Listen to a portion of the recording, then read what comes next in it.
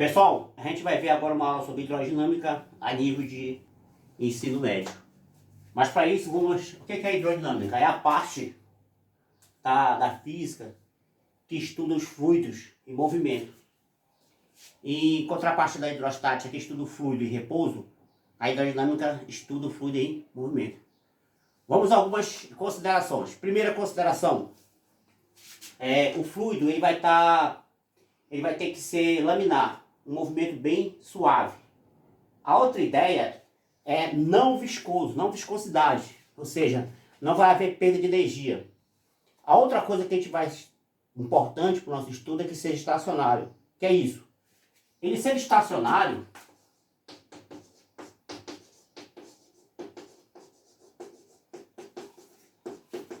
a densidade, que eu vou chamar de ρ, a pressão e o volume, tá? A densidade, pressão e volume vão ser o quê? Constantes. Tá? É uma coisa que a gente vai considerar. Então, e essas grandezas físicas vai ser constante. A densidade, a pressão e o volume. Vamos, então, agora, aonde tiver ρ, a gente vai dizer, subentende-se como densidade. Tá? Aonde tiver P, pressão. Aonde tiver V, volume. Um Vzinho menor, velocidade. E S vamos chamar de área. Subentendido isso, vamos à nossa primeira dedução, que é a equação da continuidade. Então, imagine o seguinte, imagine que a gente tem aqui uma tubulação. Nessa tubulação a gente tem a seguinte ideia aqui, vamos lá. Aqui, nessa seção transversal eu vou chamar de S1 e essa seção transversal eu vou chamar de S2. Bacana? Mais pra perto aqui vai aparecer a gravação. Então eu vou pegar um pequeno delta X1, essa pequena porção aqui, que eu vou chamar de delta X1, e essa pequena porção aqui, eu vou chamar de delta X2. Certo? Então aqui o líquido vai entrar aqui nessa tubulação aqui, ele vai entrar com a velocidade V1, e ele vai sair aqui com a velocidade V2. Certo? Então, o que a gente tem que entender? Quando a água entra aqui nessa tubulação pela seção transversal S1, ela sai pela seção transversal S2. Vamos a uma hipótese. Não há criação e nem destruição de água. Então eu posso dizer que a massa de água que entra aqui por unidade de tempo é igual à massa de água que sai lá por unidade de tempo.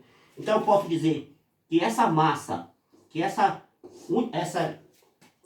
delta M1, ou seja, essa variação de massa que entra aqui num certo intervalo de tempo é igual a essa massa que sai aqui num certo intervalo de tempo.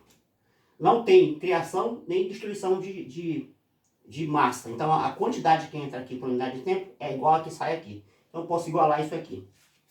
Então, vamos à nossa primeira hipótese. Nós já sabemos que a densidade é a variação de massa pela variação de volume. Então a gente tem que um ΔV vai ser ρ, que é a densidade, multiplicado, desculpa pessoal, ΔM, que é essa variação de massa, é a densidade multiplicado por ΔV. Então a gente tem aqui que nós podemos escrever isso aqui assim, ρ ΔV1 sobre ΔT. E aqui a gente pode escrever, aqui no caso, ρ1. ρ2, que é a densidade, por ΔV2 sobre ΔT. Certo? Mas vamos lá. Isso aqui não é variação de volume. Quem é o volume? O volume é S1, que é a área da seção transversal, multiplicado por ΔX1. E quem é esse volume 2 aqui? é ΔX2 multiplicado por S2. Então a gente pode concluir que a densidade ΔV1 sobre essa densidade aqui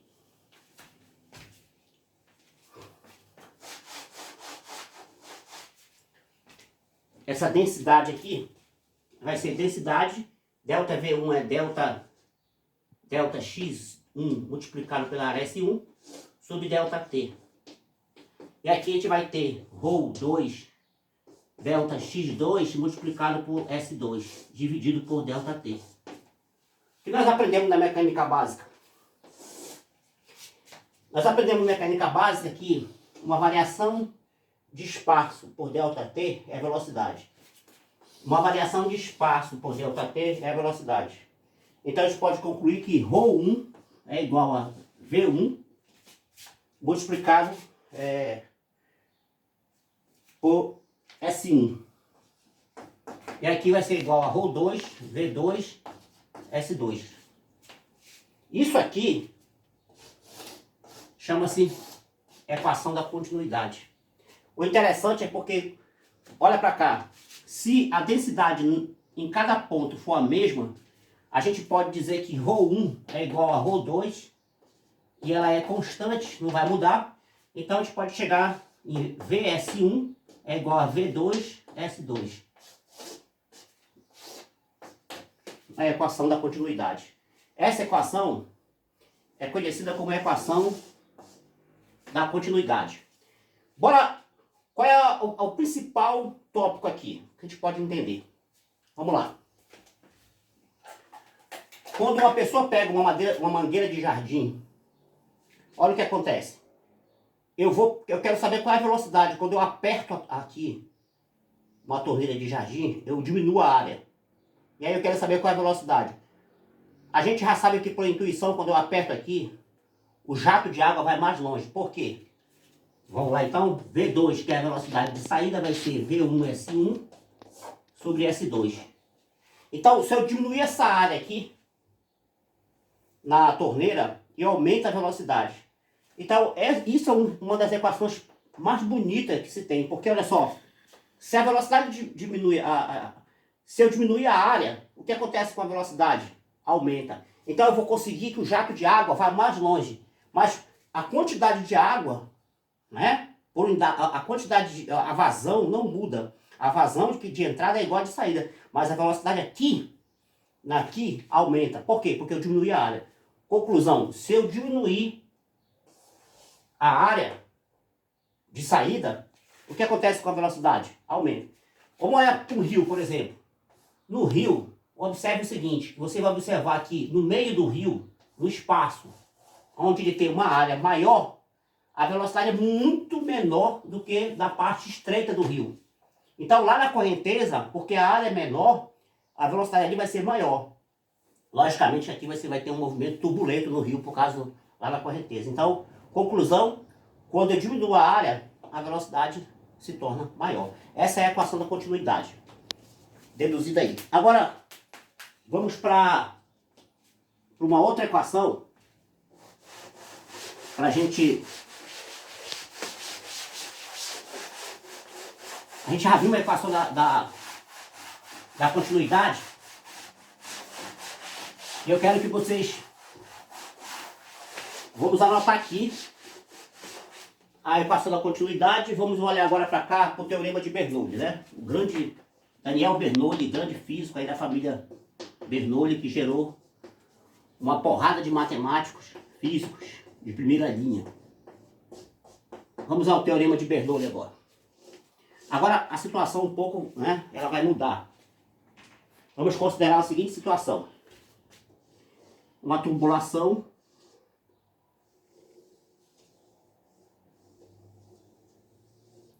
agora aqui eu vou fazer com que essa massa de água ela se desloque aqui.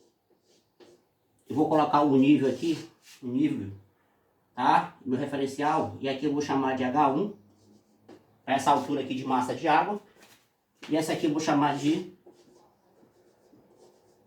H2. Então eu vou levar essa massa de água da altura H1 até uma altura H2. certo?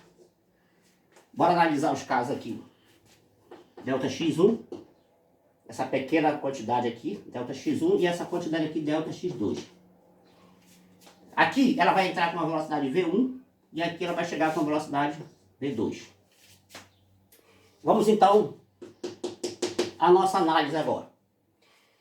Para que eu consiga empurrar esse líquido aqui, eu vou ter que aplicar uma força F1 aqui. Tá? Vai ter que aplicar uma força F1 aqui. E todo mundo sabe que pressão é força por unidade de quê? Pressão é a força por unidade de área. Então a gente pode dizer que a força nada mais é que a pressão multiplicado pela área. Então, qual é a força que eu faço aqui? Qual é a força que eu faço aqui para empurrar esse líquido aqui?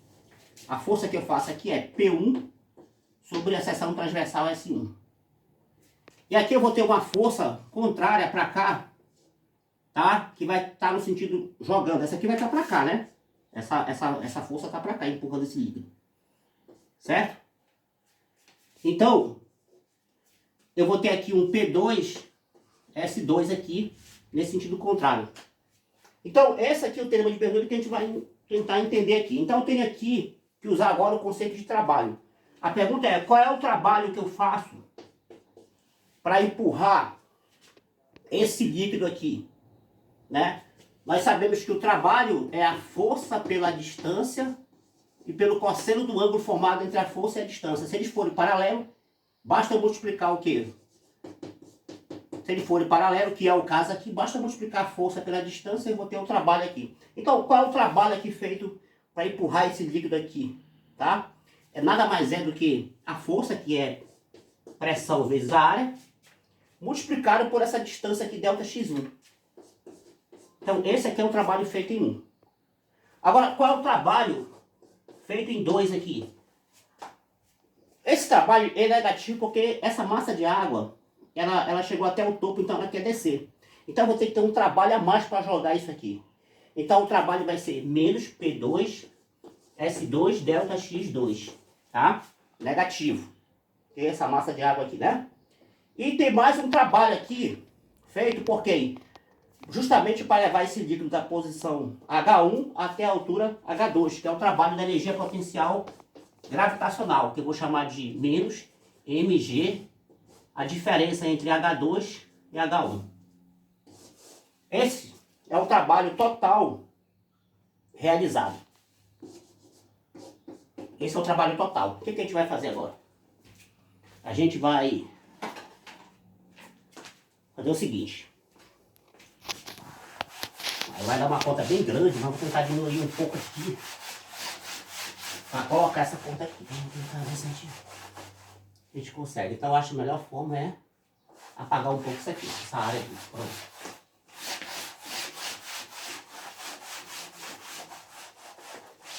Vamos lá. Então, outra coisa que eu queria falar para vocês é que o trabalho é igual a variação da energia. Mas, pô, o trabalho é igual a variação de que energia é essa? Da energia cinética, né? Então a gente sabe que essa energia cinética vai ser meio de mv2 ao quadrado, aqui, menos meio de mv1 ao quadrado, é igual a tudo isso aqui que nós vamos fazer aqui, ó, tá? A P1, S1, Δx1,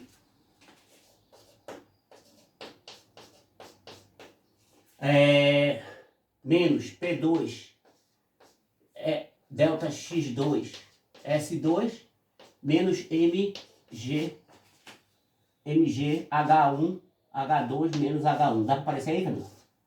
Deu para aparecer a equação toda? Bom, aí tá aí, ficou bem grande aí, né? Mas vamos lá, vamos mexer nisso aí agora. Nós aprendemos, nós já vimos lá, né? Que a gente pode ter a seguinte conclusão, que isso aqui, esse produto aqui é volume. Certo? É volume. Tá? Esse produto aqui também é volume. Mas vamos relembrar um pouco aqui para você. Quem é densidade? Né? A massa por unidade de volume. Certo? Não é isso aí que a gente pode concluir que... Então a gente pode concluir que volume é a massa dividido pela densidade. Então a gente pode escrever essa equação da seguinte forma: meio de mv2 ao quadrado, meio de mv1 ao quadrado. Então, como essas quantidades aqui, você viu lá pela equação da continuidade, que S1 V1 é igual a S2 V2. Essa quantidade de massas aqui, certo? Isso aqui, isso aqui, ó, essas mesmas quantidades aqui, elas são iguais, tá? S1 delta X1, o volume que entra é igual ao volume que sai. Então eu posso dizer que essas quantidades são iguais. Então eu posso escrever P1, P2 como sendo M ρ. Aí já ficou muito mais prático.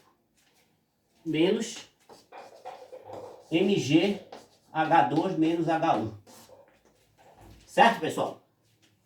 Agora eu vou pegar essa equação toda essa equação, tudo, tá? E vou multiplicar pelo inverso disso aqui, tá? Eu vou multiplicar toda essa equação pelo contrário, por ρ sobre m. Vou multiplicar todos os membros por isso aqui. Esse m com esse m vai embora, certo? Então aqui vai ficar ρ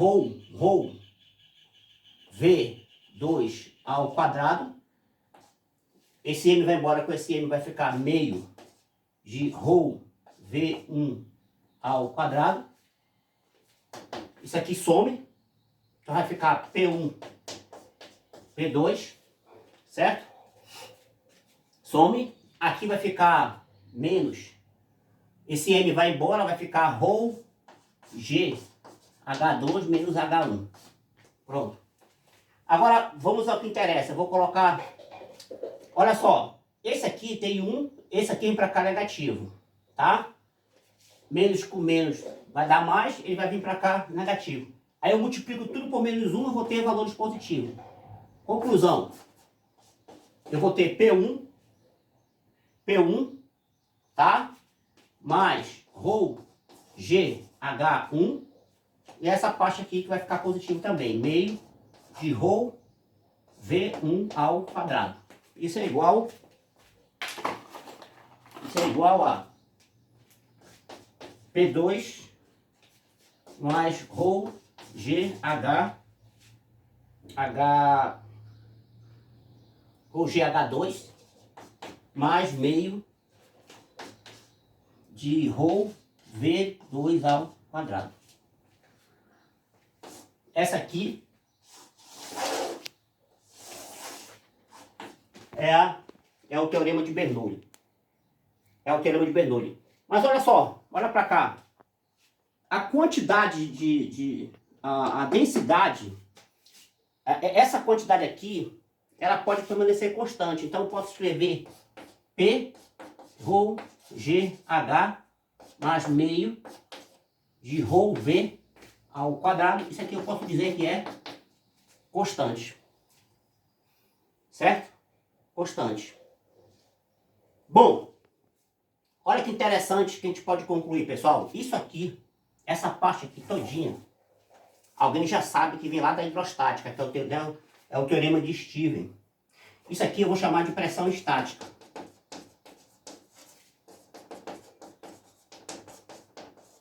Pressão estática. E isso aqui eu vou chamar de pressão dinâmica. Pressão dinâmica. Então, o que você tem que aprender? O que é importante disso aqui para você que vai estar estudando física? Onde é que você vai aplicar essa teoria? A gente vai ver agora.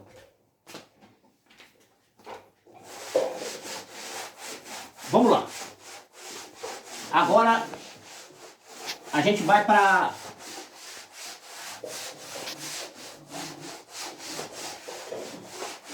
Dá uma pausa aí. Imagine que eu consiga fazer uma aerodinâmica dessa forma, tá? Então, quando o vento bate, ele faz isso aqui, ó, né? O fluxo de corrente. Então, eu consigo fazer uma aerodinâmica em que os fluxos de corrente faz com que, a aerodinâmica faz com que a velocidade aqui nessa aqui seja muito maior do que a velocidade em 2. Certo?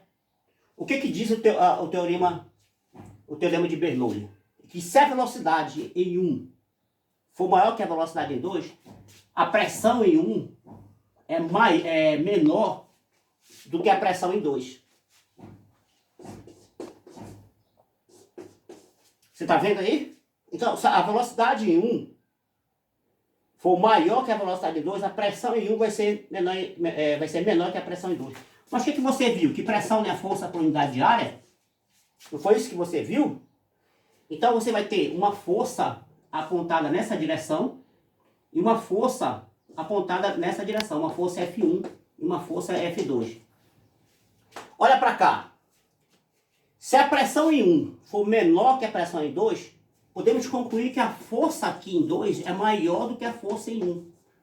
Qual é o resultado disso? O resultado disso é que o avião vai ter um empuxo para cima. Ele vai receber um empuxo para cima. E ele vai conseguir voar. Então, decore aí, pessoal. O que diz o teorema de Bernoulli? Quando a velocidade num ponto é muito grande, a pressão diminui. Ah, Deus, quer dizer então que durante uma tempestade teve aí eu acho que foi no Rio Grande do Sul, que teve aí um ciclone tropical e tal. Você viu que a esteira da casa é feita dessa forma aqui, né? Então, quando o vento bate aqui, com uma velocidade muito alta, certo? O que acontece? Quando o vento está passando com uma velocidade muito grande aqui, a pressão aqui dentro e a pressão fora.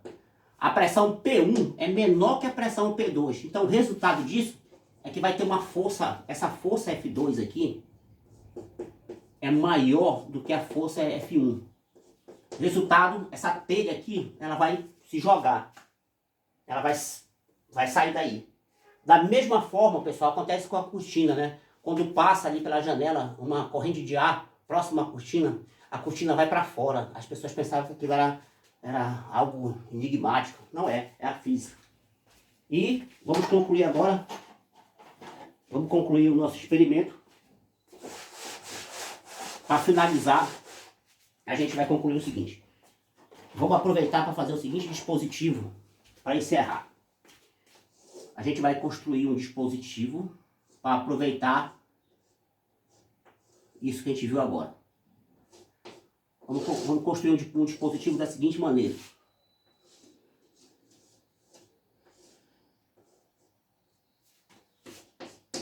Aqui eu tenho um cilindro, um êmbolo, tá? E aqui eu tenho uma massa de ar que vai entrar por aqui com uma pressão.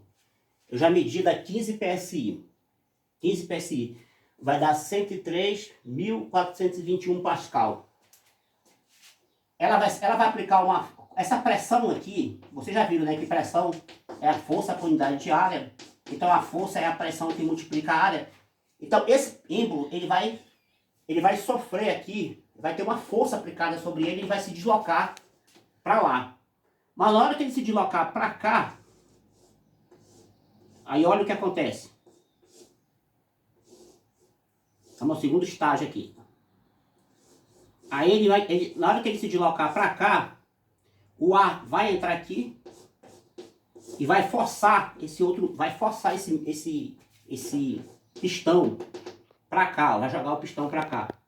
Então o fluxo de ar vai entrar aqui e ele vai forçar esse pistão ganhando inércia. Então é mais ou menos assim, eu tenho aqui o primeiro passo, empurra esse pistão para frente, ele abre essa válvula aqui, automaticamente já tem essa abertura aqui, que deixa o ar entrar para cá e que se aplica uma força a esse pistão. Aí nós temos um disco de inércia que repete o movimento. Então a gente consegue aí produzir um movimento, né, utilizando esses conceitos de pressão estática e pressão dinâmica. Vamos ao experimento? Vamos lá. Vamos lá mostrar aqui, ó. Olha aqui, eu vou mostrar para vocês que ele dá esse, que eu tirei de um compressor de ar-condicionado. Ele consegue fornecer ele consegue fornecer 15 PSI. Ó. Ele consegue fornecer 15 PSI. Então vamos para cá agora. Então aqui, pessoal, quando eu falei para vocês, ó. Então essa pressão estática e dinâmica vai ser utilizada agora para transformar isso em trabalho. Então, vamos lá, a gente vai conseguir movimentar isso aqui. Voltando aqui para cá rapidinho, Camila, ó. Então vamos lá. Aquilo que eu falei. Entra, aqui vai entrar o quê? Uma pressão. Aí, logicamente, essa força vai aplicar sobre esse pistão. Aí esse pistão gira. Ele abre essa válvula, aí essa corrente, esse fluxo de ar passa para cá. Aí exerce uma força nesse pistão aqui. Aí ele se move. E aí a inércia joga ele de volta. Aí o movimento se repete, tá? Vamos ver então aí. Vamos lá.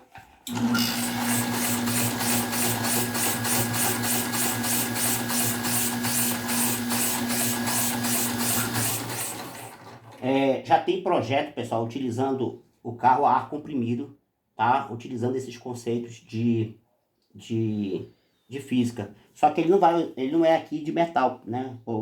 Ele é feito por colchões, porque em caso de colisões, não explodir. Então é uma forma de, digamos assim, de substituição ao petróleo.